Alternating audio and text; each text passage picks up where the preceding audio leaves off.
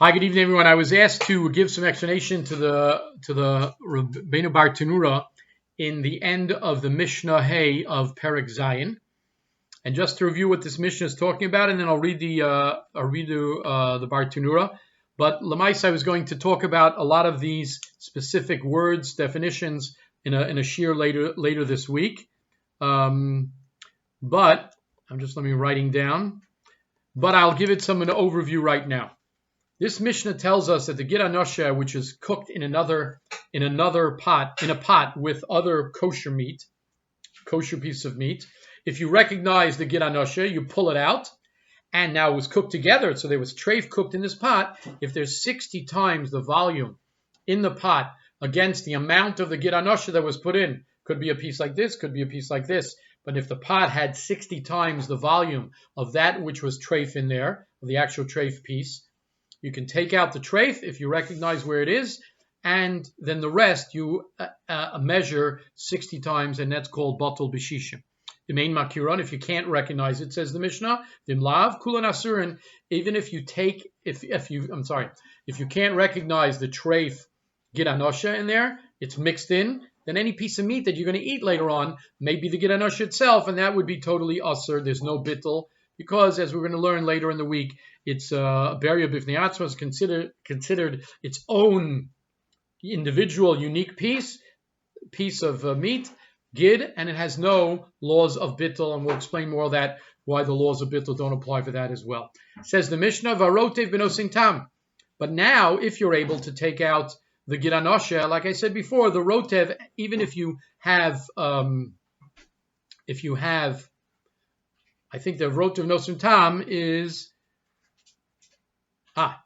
even if the Gid Anosha was in there, so all the meat is treif, because you don't know which one is the Gid Anosha meat, but what about if you take all the meat out and throw it out because it's all treif? What about the liquid, the gravy? So if there's, let's say, 10 ounces of Gid Anosha, it was in there, now you threw out the Gid Anosha with all the meat, but now you have gravy left. Is that gravy considered kosher? So of course you're not going to eat it, but with shaila is like this: was the gravy also, did it become treif? Because maybe that gravy ends up being used somewhere else mistakenly, and therefore we want to know, is that gravy treif? Well, if the gravy had 20 gallons of it, and there was only 3 ounces of Gid Anosha in it, there can't be more than 3 ounces of treif in that gravy, and 50 gallons of rotev of gravy, of course, would be more than 60 times the 3 ounces of the meat. So even though all the meat, the kosher meat also, has to be thrown out and can't be used, the rotev is benosin tam, which means is only mutter if you have 60 times the taste that could have been imparted by the Gid Anosha. Again, we're going to explain this in detail later in the week. I just want to go through the Mishnah. If you have a piece of meat, not a Gid Anosha, piece of meat that was kosher part of the animal, flanken, brisket, but it came from a cow that had not been shechted properly, so it's considered a nevela. Or you have a chaticha dog tameh, a kosher fish, but it became tameh for whatever reason, and now those are cooked in with other pieces of meat or other fish. So the same halacha, says the Mishnah, bizmanshin makiran, when you recognize it, you pull it out and you throw out the treif and see what remains. All the other fish that remained, is there 60 times volume of fish into the Gid Anosha, and then it would be kosher. And if there's not 60, it would be treif. Okay, vimlav, if not, so that's benosin tam. Varotev mutter. Vimlav kulan asuras varotev benosin tam. Our Mishnah's language is v'harotev benosin tam, just like we had before. The Bar Tanura that I have in the Kahati Sefer, they have the Bar Tanura. It says varotev mutter only if it's 60. And now we're going to read the Bar Tanura. Okay, so on and so forth. This is 4 or 5 minutes of just doing the Mishnah, and it introduces us to the idea of tam, taste. We haven't even mentioned the word tam ke'ikr, which is what I'm sure you've seen in some of the other Mishnayos, that when taste of something is considered as if that thing is still there, unless it's 60 times that amount to nullify it. And we talk about nosing tam, not nosing tam, different chatichos, and the application of this halacha, whether it's Gid Anosha, whether it's a treif piece of meat, or a dog that is tameh. So let me read to you the Bartanura. Varotev mutter. Im ein bechatichos o iser kedei lases tam. If the pieces of prohibited food, whether it's the dog tameh, the nevela, or the giranasha, doesn't have, right, kedei lases tam barotev uvekipa uvechatichos, then it would be mutter, which means if there would be 60 times, it would be 60 times the treif, it would be mutter, period. V'halacha l'maisa, right? You have to go with Mishna Daled, you have to see as well, there that is not la halacha, right? The Mefarshim, the Bartanura explains also that the halacha differs from the Mishnah, and now the Bartanura is giving you the overview of the halacha, which doesn't fit with these last two Mishnayos. Says the Bartanura, V'halacha l'maisa, this is the actual halacha. Be'isser shenisar beheter min b'sheino mino. Isser and heter were mixed together and cooked, not mixed just in a pot, but cooked in a hot liquid. Min b'sheino mino, mean the two things, the kosher and the non-kosher, are two different species. Because if it's the same species, there's a whole different halacha about imparting flavor. Flanken and flanken, it's the same flavor. But one is, let's say, a piece of meat, and one is, a piece of chicken. Since they're not min b'mino, they're min shebe'eno mino, they're not the same species, so you could establish a distinction in the taste. If, let's say, a guy would go ahead and taste it, he could tell, this piece I taste, that chicken piece. That tastes like chicken, this tastes like meat. So we're talking about the parameters of cooking non-kosher and kosher together, unfortunately, and min b'she'eno mino, those are the rules. Here's the halachas, the halachot. Im truma hi shenisarva b'chulin, truma that you as a non-kohen is not allowed to eat is mixed in with chulin, yitamenu kohen, a kohen should taste it. Vim davar isru, let's say it's treif like nevela, yitamenu nachtom nachri, an expert, a guy, a nachtom is usually a baker or somebody who is expert in culinary stuff, right? He should taste it. Why? Because stam a guy on the street, he may not be so straight in terms of his knowledge of taste, but a chef or somebody who knows taste, he'll give you his true, true opinion. It's mesiach lefi tuma, which means you'd ask him for his opinion, not explain to him the halacha, so he may be biased to mess you up as the yid. So you say, listen, I need to know what this tastes like, and you're an expert, please tell me what it tastes like. And the expert won't want to mess up because he wants you to recognize that he's an expert. Imagine if he says it tastes like meat, but it really tastes like chicken, and you're going to go taste it later, and you're going to falsify his authoritativeness in this issue. So you're allowed to have the guy taste the piece of meat in there to see if it has any tam, any taste of that which is treif. Im omer shein betaruvis tama truma o tamo iser. If he tells you that the mixture doesn't have a taste of truma, that's the kohen only who does that. O tama iser, or the goy says it doesn't have a taste of the iser, hakol mutter, everything in the pot is mutter, because then you know what? You know that the actual tam from the giranosha never got into anything. Treif meat never imparted any tam, any taste in anything else. Again, you've taken it out. And why did the rabbis they believed hemnuhu? They had an nemonos. He has trustworthiness for the guy. Since this is his livelihood, he's not going to lie. Because he'll lose business that way, right? His craft, people will say this guy lost his taste. He doesn't know what he's doing. He's not a good chef. Vim nisarav min bimino. But now on the other side, if you have two things but are the same species, which would mean you can't distinguish, no one could distinguish the taste between the two of them, a piece of chicken and a piece of chicken, a piece of flanken and a piece of flanken, or they're two different species, and you can taste the difference, but you don't have a kohen to tell you whether this tastes like truma or not, and you don't have a goy nearby to tell you that this tastes like the treif or not. Imo isu it says the Bartanura. Imo iser that we're talking about in that piece of meat. Hume chelev, Torah's prohibition of chelev, or dam, Nevelos, treif meat, or treifos. Nevelos and treifos are similar. Nevelos is a kosher animal that's healthy, that was not slaughtered properly. Just shot in the head and died. Or treifos means the animal was slaughtered properly, but it was found to be treif because it had punctures in the lung or other diseases inside. Shkatzim ramashim, creepy crawly things. Ubehema v'ofos v'dagim tameim, or kosher animals and birds and fish that were tamei through somebody who touched it impure. Okay. Mishayrinos b'shishim. Then you go ahead and you test, is there 60 times or not in to be mevatel. Im yesh shishim shel heter keneged iser hakol muter. If you know that, again, 1 pound of meat fell in treif, but now you have 65 pounds of meat that are also in there, and keneged that, so therefore that's 60 times, it nullifies.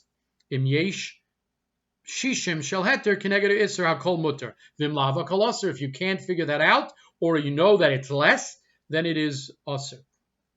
V'chein shuman shall get anosha. The same halacha applies. There's fat around that meat area of the gid anosha. Misharnoso keneged shishim shel heter. What does that mean? You have the gid anosha, which is aser. The shuman around it is not aser. But once you put the gid anosha into a boiling pot, the shuman, the fat around it, will receive and absorb some taste from the gid anosha. So now let's say you have some shuman left as part of from the gid anosha in your pot or in the plate, whatever it might be. You would make a decision to see if there's 60 times in the pot for that piece of shuman. Okay. Now continues the Bartanura. Avol kechol shenitzbashel im basar. What if you have an udder where the cow has its milk in it? And now you cook the udder, which has milk inside it, with the rest of the meat of the animal. So you cut a whole section of the cow, and with it has the udder and the milk, and you cook it together. I shouldn't say milk. I should say just kachol, not the milk. The milk is emptied out, but you still have this kachol, this part of the animal which the milk was in. Okay, misharino so b'shishim. We see how much is there 60 times the udder. The udder, let's say, is 2 pounds. Do you have 121 pounds of meat kenegdo?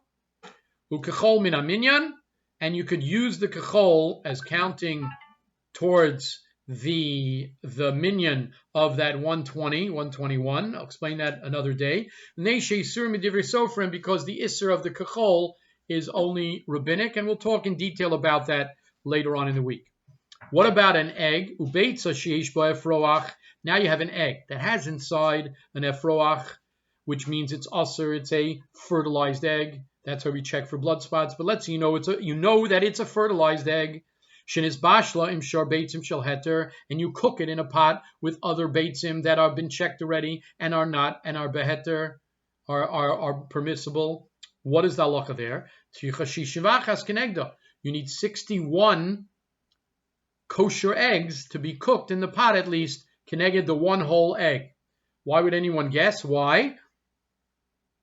Because that egg that has the efroach in it, it's aser midoraisa, and therefore cannot be eaten, and therefore needs 60 against it. So 61 versus 1. 61 versus the 1. That would be 60 times. You're going to say to me, 1 times 60 is 60, not 61. We're going to explain those details as we go along as well. A lot of this is going to be understood as we learn the Shulchan Aruch, and we'll get back to it. What about if the Isser is Truma, Chala, or Bikurim?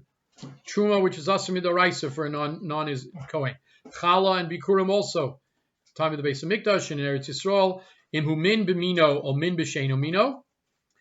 Whether it has the same taste or not. 2 types of fruit that have the exact same taste, or 2 types of fruit that don't have the same taste. It doesn't make a difference. You don't have a kohen or a nachri shiyatom. Ve'ein sham kohen or nachri shiyatom. Misharno so b'meya shel chulin. By these cases, you have to use 100 times. Shishim does not work. 60 doesn't work, it's 100 times. Vim arlo kalai keren. What about the category of arlo, which is fruit that cannot be eaten for the first three years of the of planting, right? And kalei kerem, or grafted produce, right? Misharno subamasayim. It's the Gemara says you need 200 times. Some other time we'll talk about why.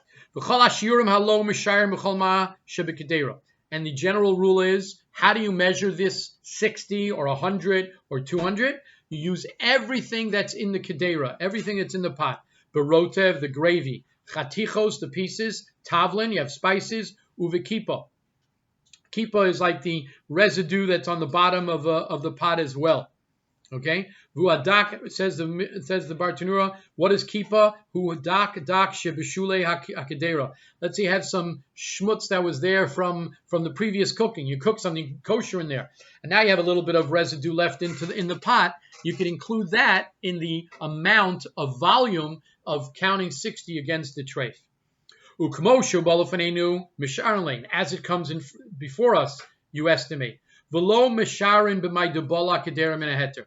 And you don't say, you know what, it's been cooking for a half hour, an hour. The pot was about 20 ounces more. But because of the cooking, like in a chicken soup pot, it evaporated. There was less there. No, says the Bartanura, whatever you see right now, that's where you make the estimation of 60 towards something else to be mevatel. You do not say, you know what, I had put in much more water in there and it got evaporated. We don't count, because we're not going to make clairs about what it was before and all that. All right, it says Masha Dayan, when you make a dion, a judgment on something, it's Masha Dayan, Yeshlo b'fanov, in front of him. Right. V'lo misharin b'may debola kedera min haheter. We don't think, well, there was more heter in it before, and the walls of the pot, absorbed it. That's why it's not there anymore. Why don't we do that? Lefisha af mina iser bola nivla. Because even from the iser, you have that which was absorbed into the walls of the pot. V'nismayit mikmo shahaya. And it also, the treif piece also is less volume than it was before. Right? The atu that teira bala disura lo bala. You're going to say that the walls went ahead and it absorbed. Bala means absorbed. Hetera, the kosher meat, it absorbed. Isura lo balu, bala. But from the isur it wasn't bala. So you just look, what do you have in front of you? And that is that. Okay, I hope this is giving you an understanding of the actual Bartanura. This, again, it's wonderful. Thank you for asking me to explain it. It's really a basis of a lot of the learning that we're going to be doing. And again, I think on Wednesday, I'll give you a shear on on information that I wrote down so far. No Sintam Lifgam, Min Bimino, B'Sheino Mino, what Shuman and Rotiv really is. Chanan, which is Chaticha Nas and Avela.